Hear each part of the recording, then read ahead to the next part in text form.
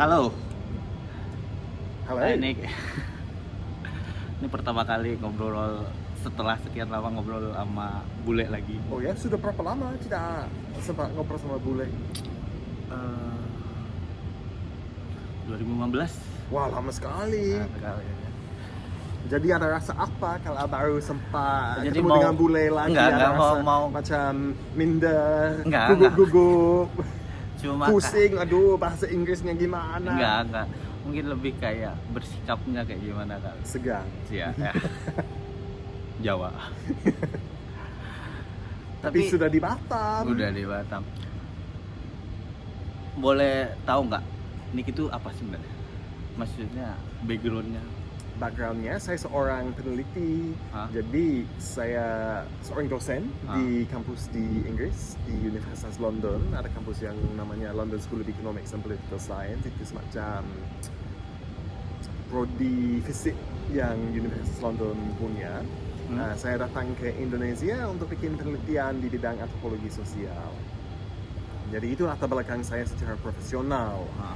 Kalau latar belakang secara lain, saya seorang anak tunggal, anak yatim piatu. Aduh, ambil biolanya menyedihkan sekali. Orang yang begitu kesepian. Nah, jadi ya mau dapat informasi tentang latar belakang saya dari sudut pandang yang mana? Oh, nggak cuma nanya background yang dosen itu.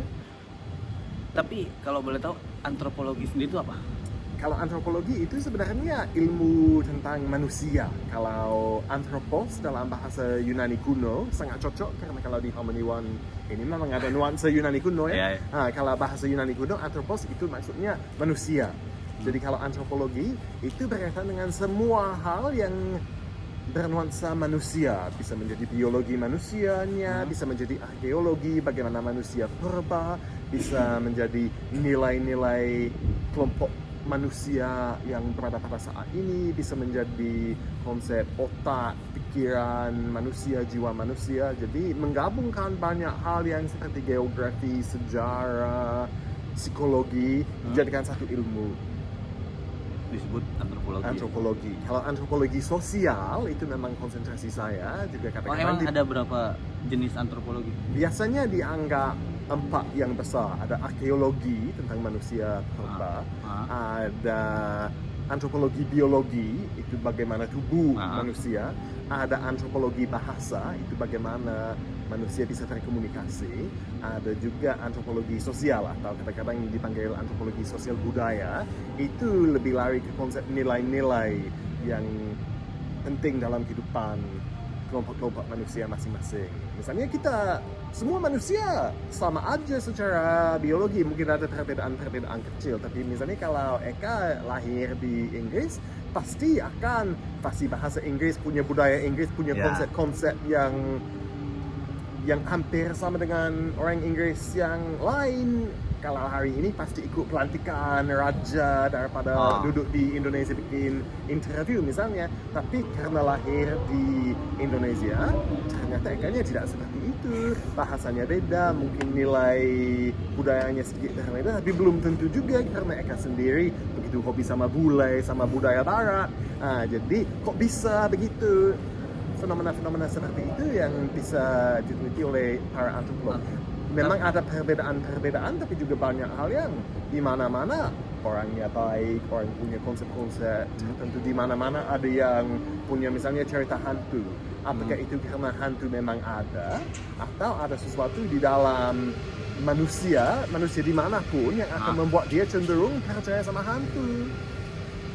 Tapi yang ini ambil sendiri berarti antropologi sosial. Antropologi sosial, tapi ada juga di bawah antropologi sosial ada jenis-jenis yang lain, misalnya antropologi kedokteran atau antropologi medis, antropologi psikologi. Enggak, fokusnya Nick sendiri? Kalau fokus saya memang antropologi sosial. Awalnya lebih lari ke antropologi politik.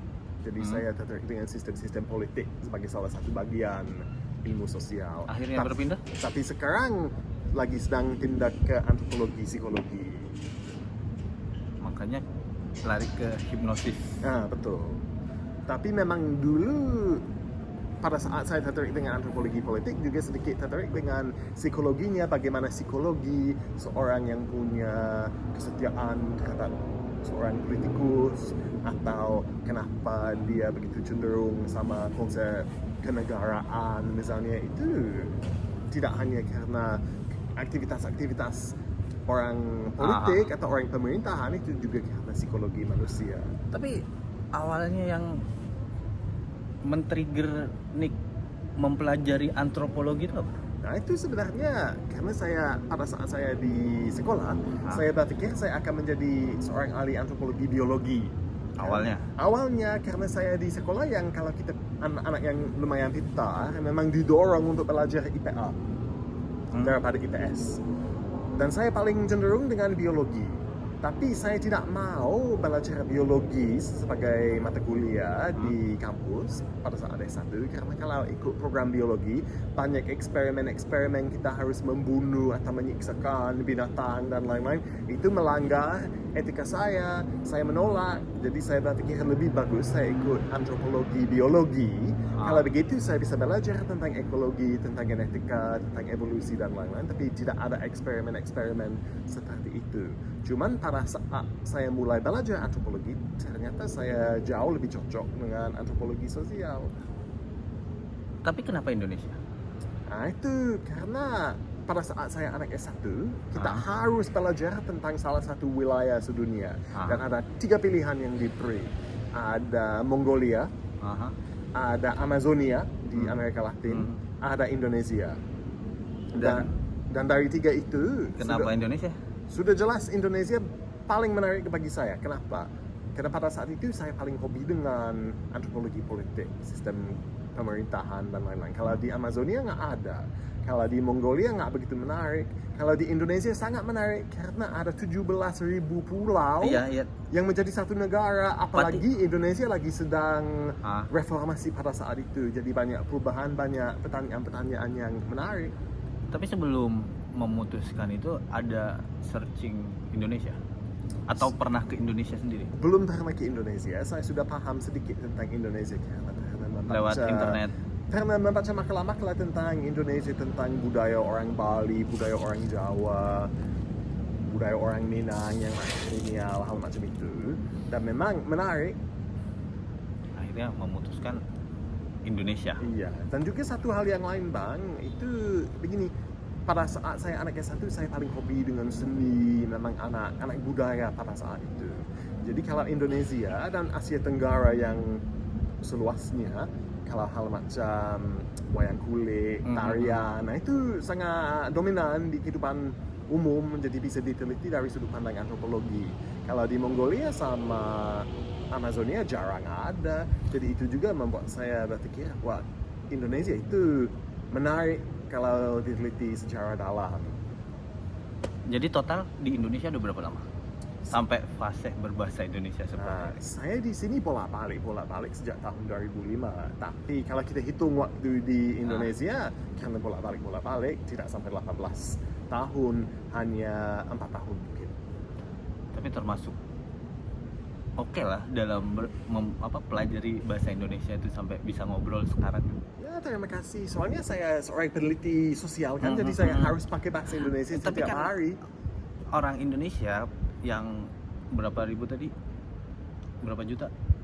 Yang 17.000 pulau. 17.000 pulau kan itu sebenarnya dengan bahasa yang berbeda. Betul. Dan di setiap daerah pasti ada masyarakatnya yang tidak bisa berbahasa Indonesia. Betul, tapi untungnya saya lama di Kepulauan Riau. Kalau di Kepulauan Riau rata-rata orang bisa bahasa Indonesia karena banyak yang pendatang. Kalau yang asli Melayu, jadi bahasa Melayunya nggak begitu jauh beda dengan bahasa Indonesia. Yang agak susah hanya kalau Melayu Natuna yang agak kental. Kalau begitu memang kadang-kadang asing, tapi nanti ada anak muda yang bisa terjemahkan kalau ada yang belum bisa. Kalau di Jawa memang agak susah karena orang suka berbahasa Jawa di depan Iya. saya. Saya sudah paham dia berdiskusi tentang saya karena kadang-kadang saya dengar kata Inggris atau kata London Iya. atau hal yang Bule. lain. Tapi kata-kata yang lain saya sendiri tidak tahu sama sekali apa yang sedang diceritakan. Apakah itu komentar Tapi- yang positif atau netral atau dia lagi menghina saya di depan muka. Bingung. Tapi pertanyaan saya tadi saya yakin udah banyak orang mempertanyakan itu ya. Iya. Sering udah capek menjawab itu. Saya coba yang lain aja. Gimana sih jadi bule di Indonesia? Ya gimana ya, kita beruntung sebenarnya kalau bule di Indonesia karena pasti diberi banyak kesempatan dan banyak Aha. kesempatan yang tidak akan diberi kepada orang yang lain. Padahal mungkin orangnya warga Inggris juga, kalau dia keturunan India belum tentu dia akan dilayani dengan hormat seperti saya. Di lain itu apa sih yang menyebalkan jadi bule di Indonesia? Maksudnya bukan bulenya menyebalkan, perlakuan warga lokal tuh yang diterima bule. Yang kurang Iya menyenangkan. maksud ya atau- bukan kurang menyenangkan kan, kadang kita itu ngelihat bule kayak excited gitu. Nah, betul, sampai saya di pantai ada yang langsung Ah. datang, "Mister, boleh selfie?" Jadi Berasa artis ya. Jadi saya datang ke objek wisata di Aha. Indonesia, ternyata saya sendiri yang menjadi objek wisata bagi orang Indonesia yang berada di sana. Nah perasaan di waktu itu gimana? Risih kah? Apa tidak nyaman kah? Ya pertama kali saya merasa sangat tidak nyaman untuk beberapa alasan. Iya, iya, Yang iya, pertama iya. mengganggu saya di sana. Kalau saya ke pantai itu karena pasti mau bersatu sama alam, jadi tidak mau bawa ada yang datang dengan teknologi untuk Foto. foto-foto.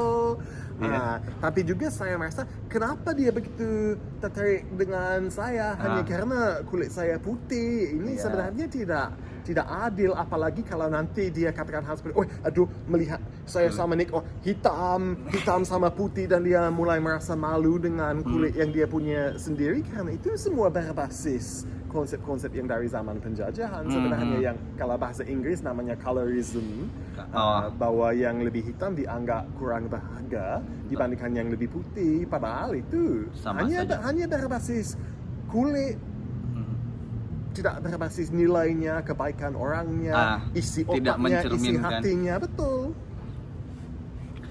Jadi kurang nyaman lah ya. Ya sedikit kurang nyaman karena saya berpikir kalau saya lanjutkan seperti saya mendukung konsep-konsep itu, tapi kalau saya menolak juga ada rasa nggak nyaman karena Iya. nanti orangnya Tapi kecewa. untuk berdamai dengan itu berapa lama? Kan awal mungkin 2005 ya, itu udah ke Indonesia dan pasti langsung ketemu orang Indonesia yang minta foto. Saya pun nggak tahu kenapa itu jadi budaya bukan budaya, habit Indonesia berfoto dengan bule, saya nggak tahu juga. Memang lebih parah sejak tahun 2010 ke atas, pada saat smartphone mulai mendominasi. Kalau 2005 belum ada Jadi smartphone, Nokia aja jadi. 2010 pas ada smartphone ya. Enggak, maksudnya Nick akhirnya kan menerima ketidakenakan itu karena saya pengen ke pusat wisata. Kenapa saya jadi pusat wisatanya? Untuk menerima itu berapa lama?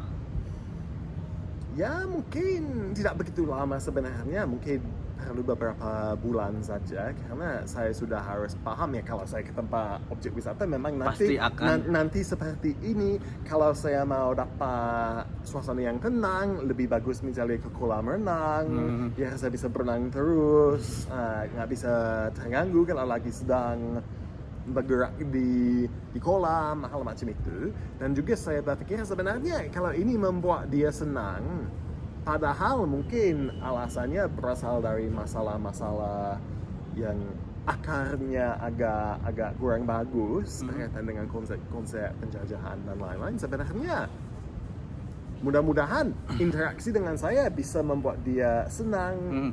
Saya bisa terima rasa senang yang dia punya, seperti dibilang kemarin waktu ada kegiatan di Kanza, ada yang di Kanza yang namanya Bang Ricky, dia katakan kalau ada emosi positif energinya akan menular. Jadi saya juga punya konsep yang sedikit seperti itu. Kalau dia senang nanti saya bisa senang. Sebenarnya Berarti itu, pemikiran itu udah ada sebelum ketemu Bang Ricky dong? Ya, cuma kalau Bang Ricky dia menjelaskan dalam bahasa. Ya. Kalau saya mungkin itu lebih intuitif saja, bahwa ya kalau saya bisa bikin orang senang dengan kehadiran saya, bolehlah. Itu salah satu cara saya bisa membantu orang Indonesia yang rata-rata begitu membantu saya. Iya. Kan mungkin Nick juga terakhir-terakhir ini pernah dengar Bali bule yang agak tanda kutip negatif perlakuannya yang Yang usia itu yang iya, suka buka baju di saya mana-mana tidak tahu yang itu sakral, ya. yang saya nggak tahu itu dari negara apa, tapi yang penting Rata-rata Rusia. yang penting mereka bule tapi lebih ke negatif buat owner di Bali itu gimana? Nah, ya ini yang juga menarik karena bagi saya Rusia sama Inggris jauh beda. Sebenarnya lagi ada perang kan, jadi Rusia sudah dianggap musuh. Enggak, tapi kan tapi kalau di Indonesia semuanya dijadikan bule saja. Bule karena secara look hampir sama. Atau mungkin. dianggap orang Barat. Padahal kalau Rusia sebenarnya itu bukan. Atau mungkin ada yang mengakui dari dunia Barat, tapi tidak semua yang setuju dengan keputusan itu. Tanggapan Nick sendiri gimana? Masa tentang itu? Kan Nick dengan kepribadian Nick membangun sebaik mungkin. Ya. Tapi kan ada orang lain yang ternyata tidak melakukan itu dan tanpa sengaja Nick kan kena imbasnya juga. Karena embel-embel bule dianggap semua rata, semua sama. Nah, menurut Nick itu gimana? Ya memang kalau mereka melakukan hal-hal seperti itu, apalagi hanya karena mau posting-posting di Instagram dan lain-lain, saya merasa itu tidak begitu cocok. Tapi sebenarnya soalnya orang sendiri kurang paham bahwa tempat itu sakral atau nanti orangnya akan begitu marah. Jadi memang yang dia melakukan tidak bagus, saya tidak mendukung.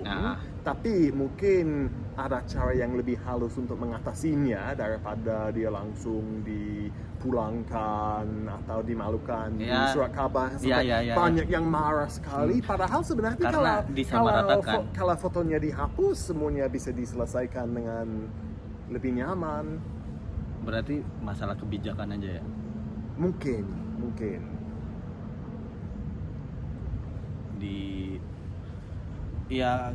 Karena ya bule yang di sini dianggap sama, nggak entah dari mana dia berasal, bule sebule gitu aja, nggak harus entah dia England atau Australia atau US mungkin ya mereka kita nganggap ya udah kamu bule, nggak mau tahu dari mana kan. Padahal perbedaannya jauh sekali, perbedaan budaya antara Spanyol, Prancis, Jerman, Inggris, Finlandia. Tapi apalagi kalau hal macam buka baju, ada yang menganggap bahwa itu sangat tidak sopan. Tapi ada juga yang menganggap bahwa itu alami, kenapa kita harus malu membuka baju. Jadi itu kan cuma ada sebagian daerah yang mungkin budaya kali ya, ke apa ya, terkekang apa ya, ada aturan-aturan dari berbagai daerah yang mungkin itu tidak dibolehkan, sedangkan mungkin Barat sendiri santai dengan itu. Tapi ini Inggris kan ya? Inggris. Kalau Inggris sendiri tuh apa? Ngelihat orang yang datang bukan turis misalkan Asia tuh gimana? Turis Asia yang datang ke Inggris? Iya. Secara umum ya, maksudnya bukan pribadi ya. Kalau di sana gimana? Memang dulu, apalagi waktu saya kuliah, agak susah karena kadang-kadang ada turis Jepang yang datang minta foto sama saya karena tersangka macam Harry Potter. Sering seperti itu. Jadi itu juga membuat kita merasa sedikit kesal.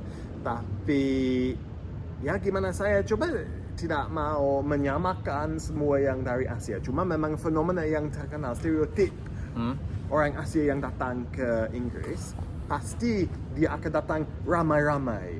Biasanya dari Cina, dia satu rombongan. Sepertinya dia tidak berani kunjungi secara sendiri dan mereka semua pakai seragam.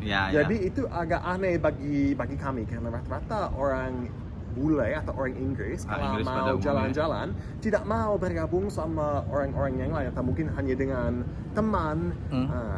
Pasti mau dapat pengalaman sendiri, ya itu yang punya makna. Wah, kita dapat teman sendiri, kita sendiri yang kunjungi satu museum atau satu peninggalan sejarah. Tapi yang datang ke Inggris dari Cina atau negara-negara Asia yang lain sepertinya lebih senang ramai banget sampai puluhan orang. Tapi kalau di Inggris ada kultur kayak, kan kita taunya ya kayak Itali, Prancis kan terkenal dengan cintanya ya. Inggris sendiri ada itu? Cinta? Iya, maksudnya mereka kan kental ya kalau ke Prancis, kalau nggak Itali nuansa apa? Mungkin kayak Valentine apa gitu lebih kuat, lebih terkenal. Nah, di Inggris sendiri? Kalau di Inggris mungkin dianggap sedikit bersifat pendiam, sedikit tertutup. Di Eropa sendiri? Sopan santun, tidak kaku seperti Jerman atau Skandinavia, tapi cuman sedikit tertutup, sedikit dingin kalau kita baru ketemu dengan orang Inggris, tapi pasti dia sopan. Itu Perbedaan. dia terkenal kesopanan. Tapi kalau Inggris lagi mau berlibur di negara Eropa yang lain, waduh, kacau. Dia terkenal pemabuk, dia semua kesopanannya hilang. Seperti dia sopan di negara dia, tapi kalau sudah di negeri orang, dia nggak sopan lagi. Mabuk, mengganggu, bising. Sangat itu kontra ya. Tapi itu juga terkaitan dengan soal tingkat-tingkat kelas sosial. Itu memang kuat kalau di Inggris, antara yang bangsawan, yang elit, sama yang menengah ke atas, menengah ke bawah, dan yang bawah. Dan kadang-kadang kalau ada destinasi wisata yang disukai oleh orang Inggris, itu memang juga punya batasan-batasan itu. Jadi kalau ada yang kelas rendah, yang working class, mereka ramai-ramai di satu tempat. Nanti yang menengah ke atas jarang mau bergabung di sana karena dianggap tidak enak bergaul sama yang kasar. Jadi sebenarnya nggak begitu beda dengan Jawa yang juga punya tingkat-tingkat macam itu kan. Iya. Ini balik lagi karena kepikiran antropologi. Sesulit apa sih di Indonesia nih? Nik apa mendalaminya? Sebenarnya nggak begitu. Tapi kan secara kultur sama kebiasaan Nik di England beda jauh kan? Ada yang berbeda, tapi juga ada yang mirip. Misalnya kalau di sana sangat sopan santun, kita sedikit tertutup, jangan langsung ngomong, coba berpikir ada kalau orang yang lain kebutuhannya seperti apa. Beda misalnya dengan Amerika yang terkenal egois, atau Jerman yang terkenal kaku sama aturan. Kalau Inggris dia sedikit lebih mungkin hanya saya, mungkin tidak semua orang Inggris yang seperti ini, tapi dari pengalaman saya di Inggris orang memang lagi siap tunggu melihat situasinya seperti apa. Dan biasanya orang di Indonesia cukup ramah dan cukup siap untuk menjelaskan. Itu apalagi kalau di Kepri, apalagi kalau di Tanjung Pinang. Memang kalau saya di Jawa Tengah sampai sekarang agak susah karena kadang-kadang kalau di sana bukan masalah bahasa, masalah komunikasi. Dia kan tidak komunikasi hubungannya sama bahasa. Tidak, malah misalnya dia tidak akan, kalau dia tidak senang dengan sesuatu, daripada menegur secara langsung atau minta secara langsung, dia akan duduk di sana sakit hati atau mungkin dia kirim tanda-tanda kecil. Paham. Cuman karena saya orang asing, saya tidak bisa melihat tanda-tanda itu, jadi sering ada miskomunikasi. Oke.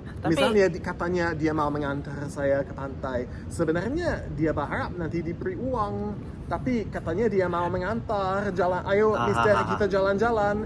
Jadi kalau saya dengar hal seperti itu, saya tidak berpikir bahwa itu pelayanan yang perlu dibayar.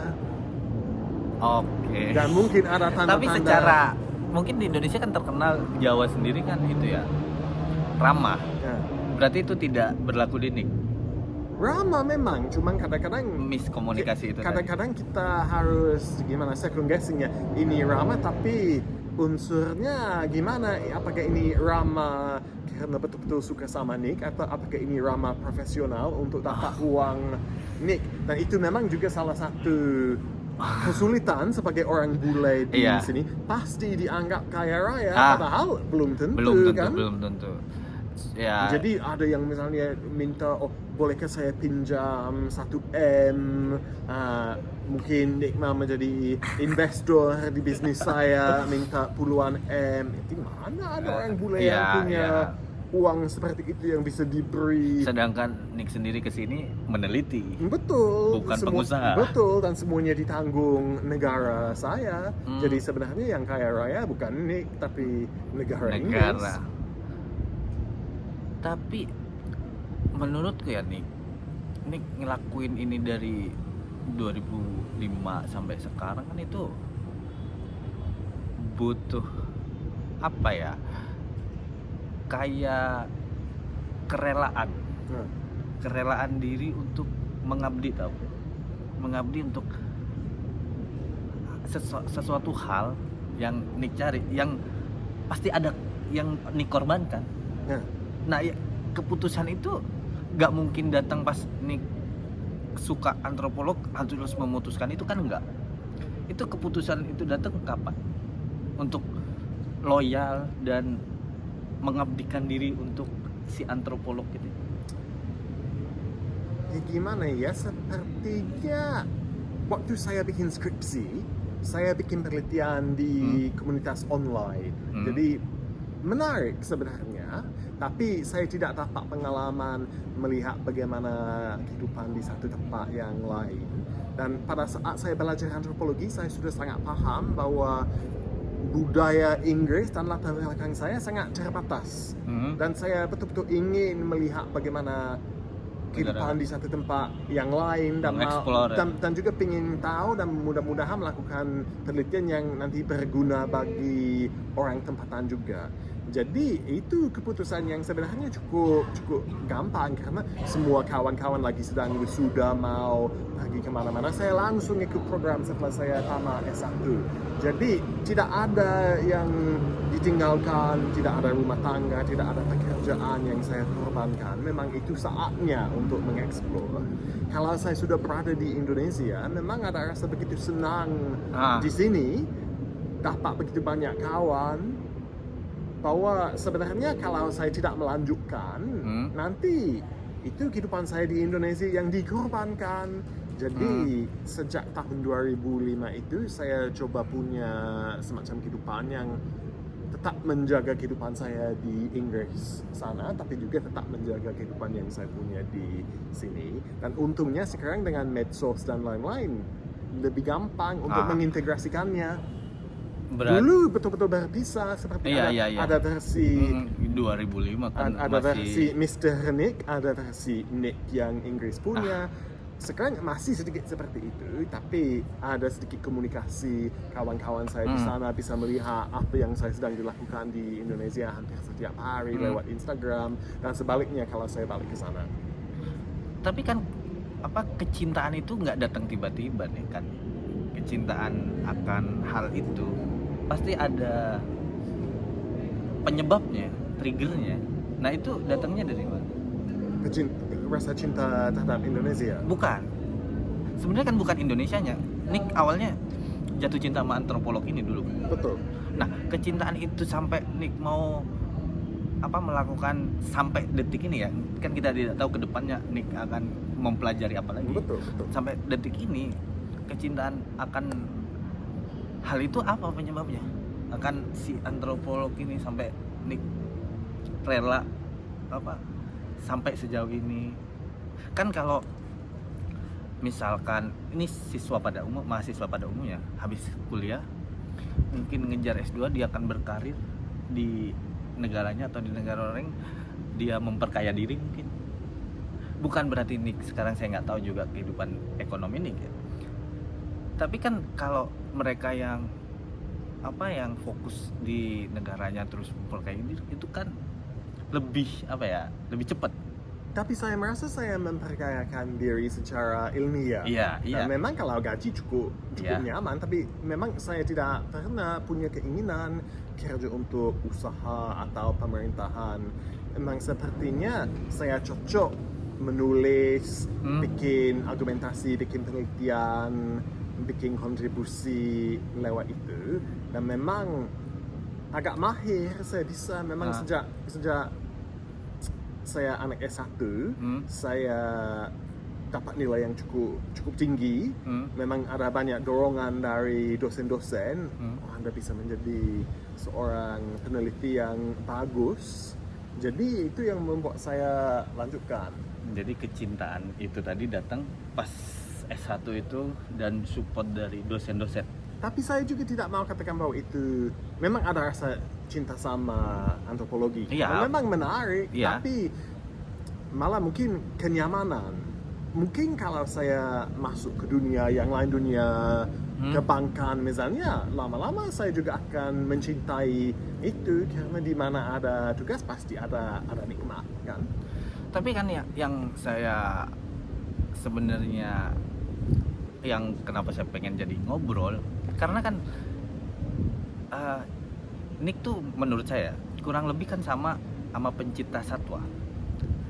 Misalkan badak bercula satu kan dia mau punah, si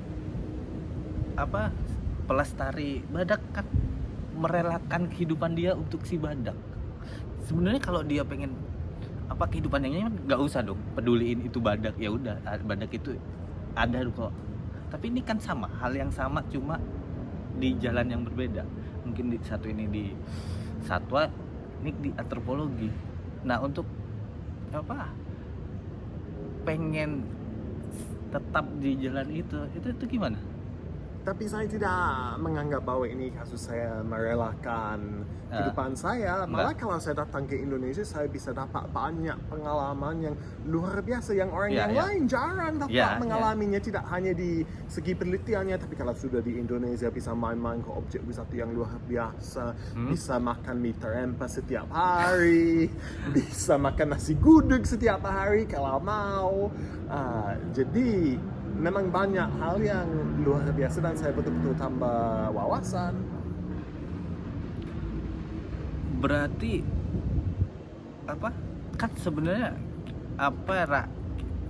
orang pada umumnya kan pengen memperkaya diri secara ekonomi. Mungkin kalau di sini. Iya. Yang saya pertanyakan, karena saya orang sini, saya pertanyakan kebiasaan orang sini. Nah, ini tidak ada keinginan itu. Misalkan punya rumah yang ada kolam mungkin, atau itu tidak ada di mindset bule. Kolam di Inggris dingin loh. Enggak, maksudnya nanti nggak bisa dipakai. Enggak, maksudnya ya bukan di kolamnya, maksudnya rumah yang mewah, terus mobil sport mungkin. Di Indonesia tuh setahu saya menggilai itu, orang rata-rata menuju ke situ. Tidak jarang orang di sini tuh terpikir untuk mungkin ada banyak, tapi yang saya lihat ya arahnya ke situ, cuma memperkaya diri, hidup mewah. Nah, untuk Nick sendiri itu gimana? Saya merasa kehidupan saya di sana sudah cukup. Saya punya apartemen sendiri. Memang bukan apartemen yang mewah, tapi itu yang saya punya itu nyaman, itu cukup luas, memang memenuhi semua kebutuhan saya. Kalau mobil, nggak usah, kendaraan umum di sana sangat bagus. Nanti yang canggih-canggih, yang mewah-mewah untuk apa? Nanti tidak ada gunanya. Tapi kalau pengalaman, itu luar biasa, ilmu luar biasa. Jadi intinya membangun hubungan dengan teman yang baik, itu luar biasa. Itu punya harga yang jauh lebih tinggi menurut saya daripada kalau kita punya mobil yang hebat atau baju-baju yang mahal. Jadi yang penting memang kita nyaman. Kalau kita punya yang lagi ada semacam ketergantungan, mungkin ada orang tua yang sakit atau ada anak, kita memang harus membantu dia.